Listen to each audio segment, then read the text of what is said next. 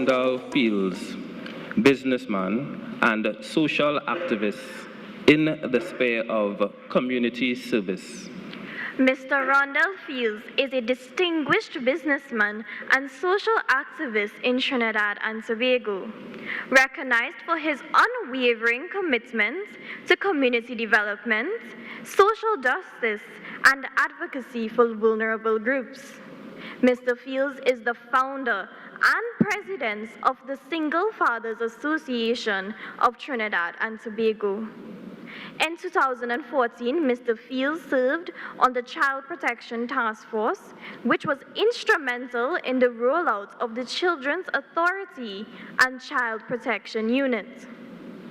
Under his leadership, TFATT has spent the last 12 years raising awareness, advocating for legislative reforms, and providing comprehensive support to families, making a significant impact on communities throughout Trinidad and Tobago.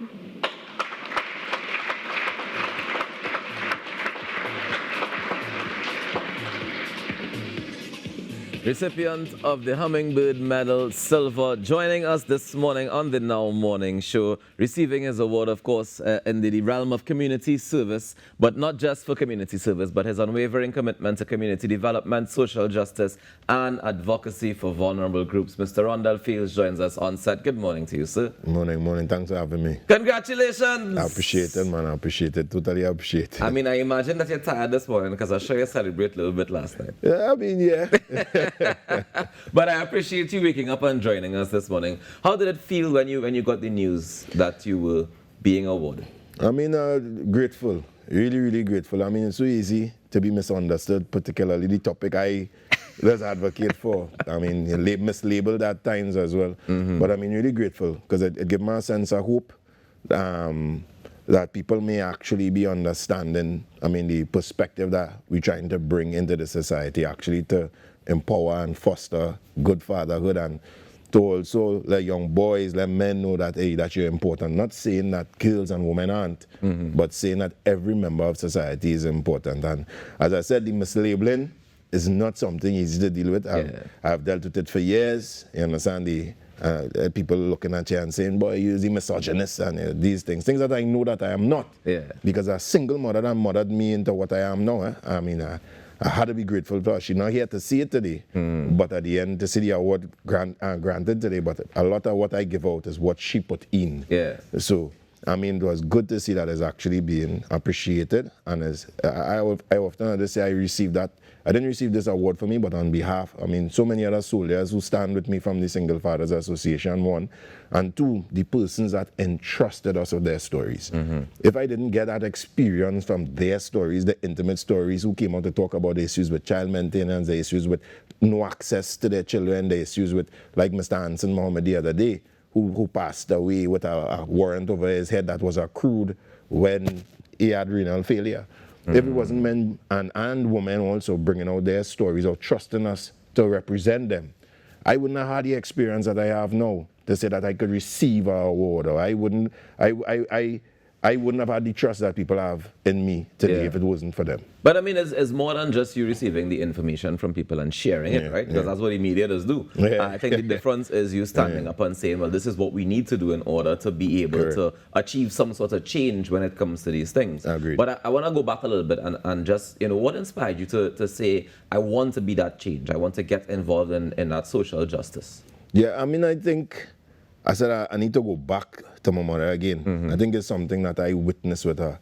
She wasn't on a television screen, but all I saw from her during her entire life was community service. I remember my mother left home a day and come back with her boy to live with us. She made by a double stand.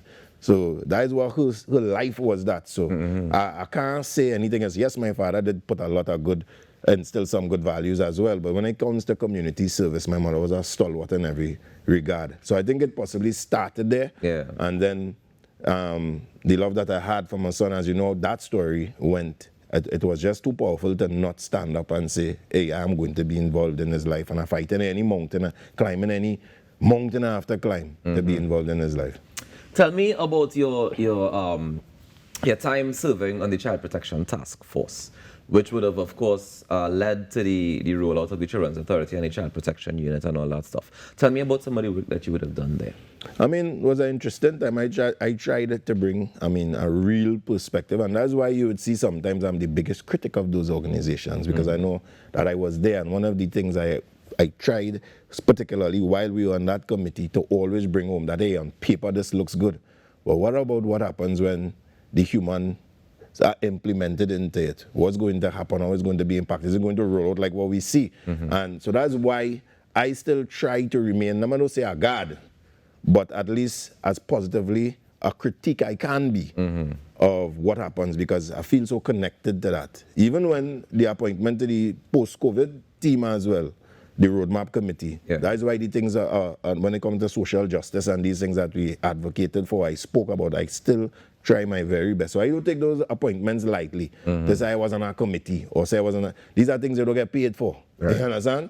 So long and short, because I served with time, I can't get back that time, you know. I had to make sure that at the end of the day, the things that I said inside of there, that we see it play out in reality in our society. That's why I was there in the first place. I you know, it's not often that we get a chance to talk to people who sit in those rooms, right? And I'm really curious to see from your perspective, when you sit in a room and you have these conversations, you write them down and they implement these bills, they implement these procedures. Now that you look back, when you look at some of these things that you would have accomplished in the theoretical part of it, when you see it actively playing out, are you still proud? I mean, I'm glad that as I say theoretically, I'm glad that I see there are the proper legislative works and a lot of these things, but I always say culture is important. Culture has a way of diminishing even good legislative work. So that's why I would continue to advocate or continue to monitor the culture that is around these things, around the Child Protection Unit, around the Children Authority, around some of the developments that came out of some of the things at the Roadmap Committee. Because, as I said, you often see our culture, diminishing the work of good legislators. Have you seen that happening? I mean, I did see in regards, sometimes you see some persons when it comes to the Children Authority that have particular complaints and things aren't going the way it's supposed to. And you will hear me come myself, even though I was a part of the committee there, and I would reprimand. I would say, hey, this needs to be better. Hey, this, and that's the only way I think you could provoke culture to be better. By not saying, hey, let me hush my mouth because I was a part of this group and it might look bad, and you understand? But not just that though, but being inside, don't you also have a special awareness when it comes to what resources are available? Correct. So you have that, but sometimes the resources are supposed to be available and they're not available. Right. So it gives me the insight also to make demands and calls for certain things. You understand? And even outside of those realms, things that from possibly other ministries that need to be available to assist those organizations like the Children Authority. So you would see me making demands on the Ministry of Social Development, you see me making demands on the Office of the Prime Minister, and that is why sometimes I am often mislabeled. I'm not really liked too much sometimes. So even when I was shaking the award, I said, I wonder if they're upset. I'm going to be real. I said, I don't be looking at the crowd. I say, you know, they just talk about our minister the other day. You know, I wonder if he vexed and you know that I'm not coming from a bad place. I'm coming from a real place. And that's the thing is that I think oftentimes people forget that we are the actual government. Right. As in Trinidad, the citizens of Trinidad and Tobago, we are the ones that appoint, we are the ones that elect, and we are the ones that have to hold account to the elected officials. So it's not that calling them out means that you're disrespecting them. Or I don't like you. Or you don't like them. But you may be demanding more of. I want to see better, and I want to see, I want to see the purposes fulfilled, the mandates fulfilled that we're supposed to fill. Also, we're wasting time, and as I said, we don't get time back. Exactly. But when it comes to the culture that you're talking about, though, how much of that falls on the citizens of Trinidad and Tobago? Not the elected officials, but the people who actually have to do the work, or the people on the ground receiving the benefits or receiving the challenges. Right. Well, I mean, you must hold yourself responsible for what you allow to be inculcated inside of you, because you should have some level of responsibility. You say, hey, should I digest this or shouldn't I digest this? But, so I would say 50-50. 50-50, where the society just accepts everything they hear, and 50-50 with those who are supposed to be more responsible, who are the advocates that put anything out there. Sometimes they know it isn't truth, but to promote a particular agenda, you put it out there, knowing that it could destroy a society.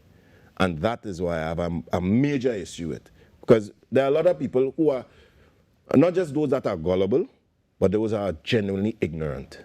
and they're looking for truth, and they're dependent, or they believe everything they see on a screen, and they're easily misled. And that's why you see I hold let me change that from 50-50. I feel 70-30.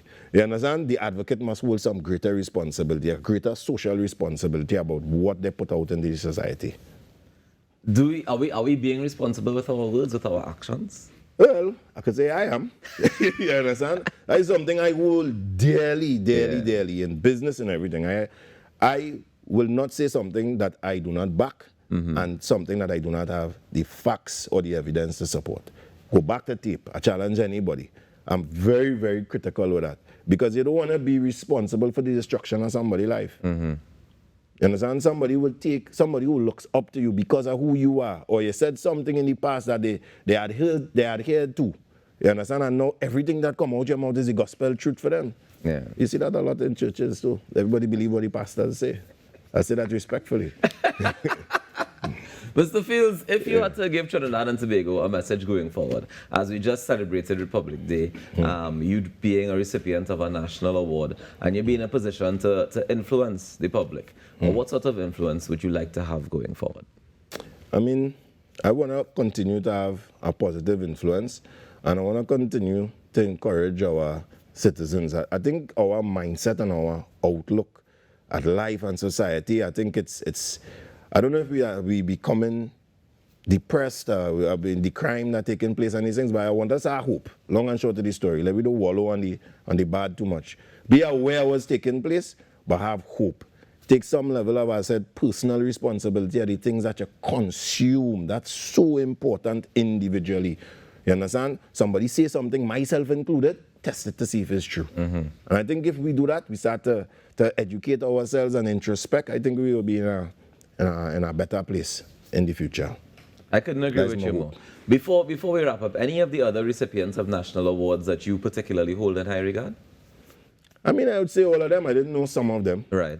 But sitting there and listening to what they've done, some of them may not have had something, like we say, the spotlight that feels me because he put himself out there. Right. Some of them might have done it in a different way.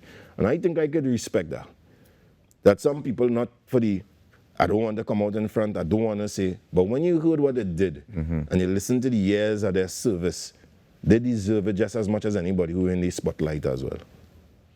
Once again, I have to say congratulations to you. Thank you for the work that you continue to do, and we look forward. I know you'll be back here because, yeah, I mean, like you say, so somebody had to do it and represent on behalf of those who can't, or those who may not be able to express it as clearly as you may be able to. So thank you for the work that you do. Please continue to do it. We will do. Thank you very much for joining us this morning, Mr. Feeles. Ladies and gentlemen, Rhondall Feeles, recipient of Hummingbird Medal Silver in the realm of community service, joining us on the Now Morning Show this morning, just to chat a bit about the award, about the work that he's been doing, and we are so very grateful to have you. This is not the first time, and I'm sure you'll be back on the morning show again, but it's really, really nice to have you in this capacity this morning, to be able to just celebrate the work that you're doing. So congrats again. I appreciate it. We take a quick break and we come back with more on the Now Morning Show. Stick around.